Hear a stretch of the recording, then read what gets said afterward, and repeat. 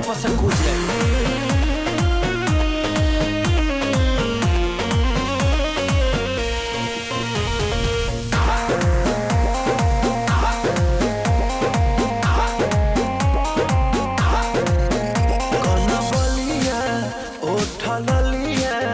अभी बाटे नया नया जनी बना तू बेहाया कर दाया रो दिसाया मन पागल हो।